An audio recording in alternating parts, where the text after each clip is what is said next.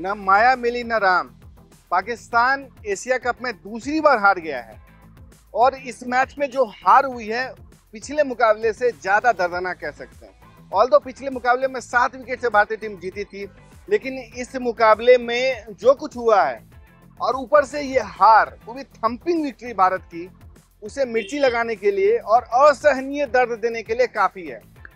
पाकिस्तान ने पहले मैच में हार के बाद जो बवाल काटा था उस पे हम पूरा पोस्टमार्टम करेंगे कि उसने जो जो बवाल काटा था उस पे क्या हुआ और उसे क्या हासिल हुआ और कैसे उसकी फजीहत होती जा रही है। पहला मुकाबला हुआ था तो भारतीय टीम ने यह मुकाबला जीता और जब टॉस हुआ था उस समय टॉस के वक्त में भारतीय टीम ने हैंडशेक करने से इनकार कर दिया था, यानी कि सलमान आगा और सूर्य कुमार यादव के बीच में कोई हैंडशेक नहीं हुआ था। उसके बाद जब मैच हुआ तो वहां भी दमदार खेल हुआ, भारत ने मैच जीता। उसके बाद हाथ मिलाने मतलब कर्टसी कॉल की बजाय भारतीय टीम ने एक तरीके से ड्रेसिंग रूम में जाना बेहतर समझा और कहा यह भी जाता है कि पाकिस्तानी खिलाड़ी भारतीय टीम के ड्रेसिंग रूम की ओर बढ़ रहे थे, लेकिन भारतीय ड्रेसिंग रूम में एक तरीके से दरवाजा बंद कर दिया गया, नहीं कि शटअप कॉल दे दिया गया कि आपके लिए भारतीय ड्रेसिंग रूम की तरफ आना भी बैन है, नो एंट्री का साइन एक तरीके से लगा दिया गया। वो एक मुकाबला मामला था। उसके बाद पाकिस्तान ने ये जो पोस्ट मैच प्रेजेंटेशन होता है वहां पे एक बवाल काटा था कि एक इंडियन है संजय मांजरेकर, जो कि कमेंटेटर भी हैं। आमतौर पर जो कमेंटेटर होता है वही आता है पोस्ट मैच प्रेजेंटेशन की एक तरीके से नरेट करता है, वही उसको हैंडल करता है। तो एक इंडियन से कैसे सवाल जवाब इंग्लिश में करेगा, कैसे जवाब देगा, और एक इंडियन से क्यों बात करे पाकिस्तानी, इसको इशू बनाते हैं उन्होंने एक तरीके से पोस्ट मैच प्रेजेंटेशन से बायकॉट कर दिया। आप कहेंगे कि नहीं, कुछ लोग ये भी कहेंगे कि भारतीय टीम के कप्तान जो सूर्य कुमार यादव थे उन्होंने चूंकि अपनी जीत को पहलगाम और भारतीय सेना को समर्पित किया था, पहलगाम के जो पीड़ित थे उनको समर्पित किया था, तो इसलिए उन्होंने एक तरीके से पोस्ट मैच प्रेजेंटेशन का बायकॉट किया था। नहीं, मामला संजय मांजरेकर के प्रेजेंटेशन को लेकर के था कि चूंकि एक इंडियन उसको हैंडल कर रहा है, उसको लीड कर रहा है पोस्ट मैच प्रेजेंटेशन को, संजय मांजरेकर लीड कर रहे हैं, इसलिए वो वहां आना पाकिस्तानियों ने गवारा नहीं समझा और उसे बायकॉट करने का फैसला किया। आपको याद होगा कि परंपरा के अनुसार तो ये होता है कि जब भी कोई हारा हुआ कप्तान होता है उसको पोस्ट मैच प्रेजेंटेशन में पहले बुलाया जाता है, उसके बाद जीता हुआ कप्तान आता है। पिछले मुकाबले में तो भारतीय टीम का कप्तान भारत जीता था, तो जाहिर सी बात है सूर्य कुमार यादव को बाद में बुलाया जाना था, लेकिन चूंकि सलमान आगा ने पहले ही तय कर लिया था, उनको पहले ही लग गया था कि नहीं सूर्य कुमार यादव ये बोलने वाले हैं इसलिए बायकॉट कर देंगे। नहीं, मामला ये था कि संजय मांजरेकर को का बायकॉट करना था।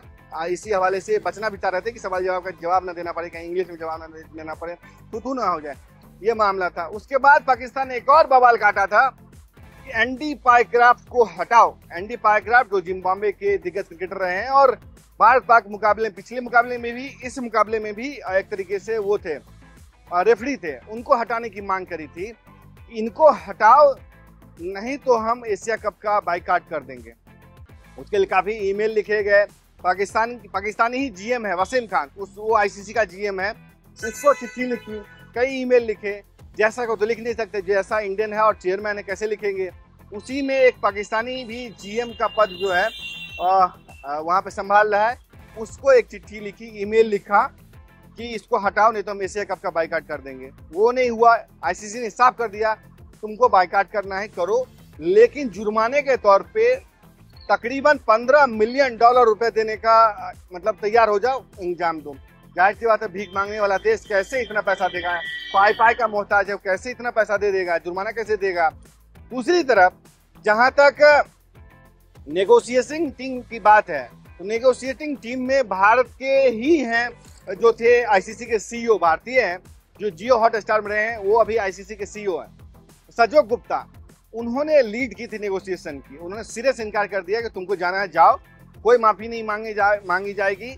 लेकिन पाकिस्तानियों ने जो एक कांड किया था कि एंडी पायक्राफ्ट ने गलती और गलतफहमी, दो शब्द हैं, उसको दूर करने की कोशिश करी थी कि गलतफहमी हो गई है, उसको हम उसके लिए माजरत चाहते हैं, मतलब हमें खेद है, रिग्रेट फॉर द मिसकम्युनिकेशन।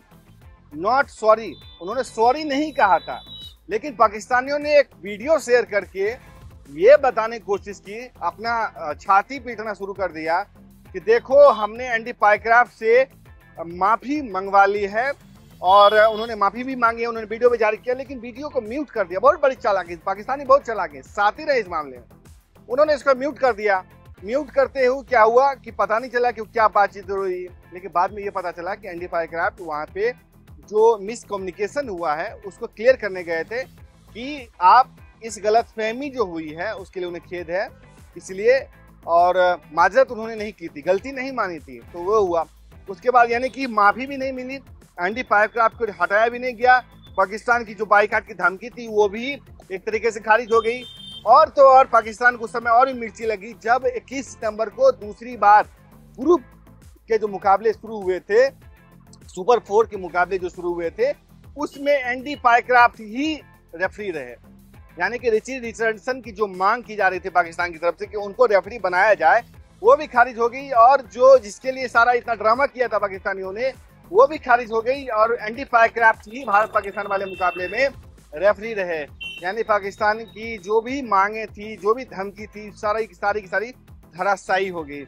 आते हैं मुकाबले पे। मुकाबले में पाकिस्तान को कह सकते हैं बड़े थम्पिंग, सीना ठोक करके, पीठ थपथपा करके, बड़े जोश के साथ भेजा गया था कि हमको ये मुकाबला चाहिए, मतलब इस मुकाबले को जीतो और भारत से बदला लो। यानी कि एक युद्ध के मैदान में पाकिस्तानियों को उतार दिया था। पाकिस्तानी इस मैदान में युद्ध के तौर पे सीने पे सिर पे कफन बांध करके आए भी थे कि करना है, मरना है या कुछ कर गुजर जाना है, वो करके आए भी थे, लेकिन वही ढाक के 3 पात। यहाँ पाकिस्तानियों की भी हालत पतरी हो गई, बड़ी मार पड़ी, और मैच में एक तरीके से जो मार पड़ी उससे तो ठीक है, लेकिन जो हारिस रऊफ है, जिसको मैं कहता हूँ मतलब आदतन ऑफेंडर, आदतन अपराधी। आदतन अपराधी क्यों कह रहे हैं? क्योंकि हारिस रऊफ जैसा व्यक्ति जो कि हर मैच में भारत के खिलाफ, चाहे एमसीजी याद होगा, वहां पे खड़े खड़े विराट कोहली छक्का दे दिया था, वहां से लेकर के आज तक वो मार खा रहा है। जो पाकिस्तान का एक तरीके से कह सकते हैं फास्टेस्ट गेंदबाज खुद को बताता है, बड़ा दिग्गज गेंदबाज बताता है, उसकी हालत वहां पे भारतीय बल्लेबाजों ने खराब कर दी। कोहली तो नहीं थे तो ये हाल था, कोहली होते तो क्या होता।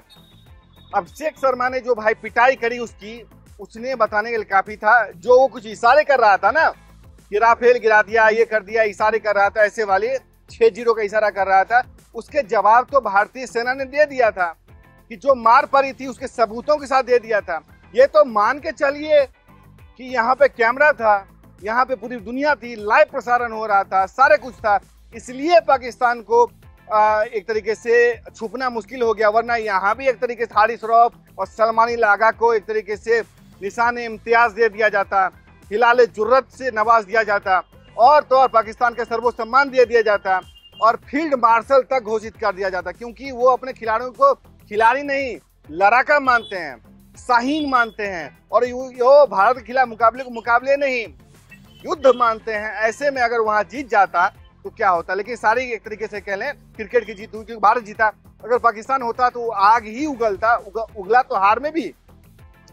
हारिस रऊफ ने जो मतलब इशारे किए, उसके बाद एक तरीके से कह सकते हैं कि उसके लोगों ने जो एक तरीके से कह लें भारतीय फैंस ने बता दे 93,000 सैनिक जो सरेंडर हुआ था पाकिस्तानी, घुटनों के बल भारतीय सेना के सामने 1971 में उसके पोस्टर लहरा के बता दिए थे क्या है। सेना ने जो मारा था उसके सबूतों के साथ, सैटेलाइट इमेज के साथ ऑपरेशन सिंदूर में बताया था।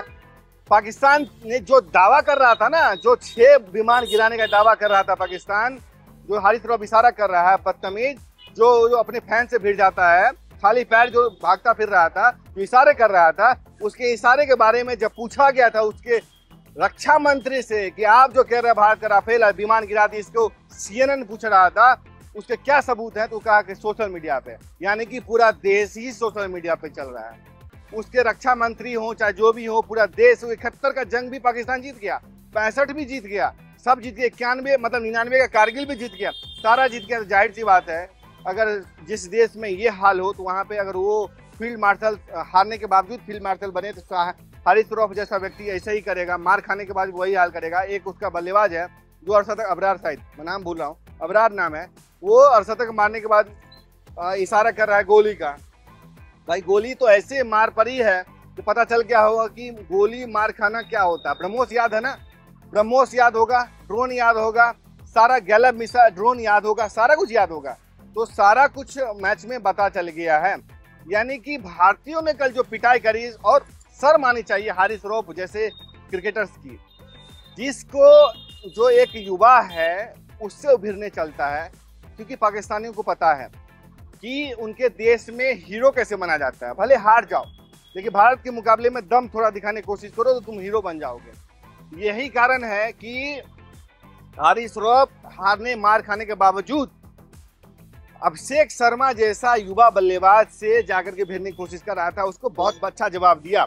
और तो और इस वीडियो का हम अंत करते हुए ये बताते चले आपको कि और तो और उस समय पाकिस्तानियों को ज्यादा मिर्ची लग गई जब कह सकते हैं कि गौतम गंभीर का एक वीडियो से वायरल हो रहा है, जिसमें कहा जा रहा है कि पाकिस्तानी हैंडशेक के लिए मार कर रहे थे कि भारतीयों से हैंडशेक करेंगे, हाथ मिलाएंगे। यानी कि मान ना मान मैं तेरा मेहमान, गले पड़ जाने वाली आदत है पाकिस्तानियों की। वो कल गले पड़ रहे थे लेकिन इस नहीं होने दिया गया।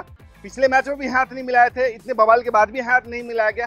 रूल बुक में है भी नहीं कि हाथ मिलाना है। भारतीय खिलाड़ियों ने परहेज किया था। लेकिन जब वो ड्रेसिंग रूम में चले गए तो गौतम गंभीर ये कह रहे हैं कि भाई अंपायर से तो हाथ मिला ले।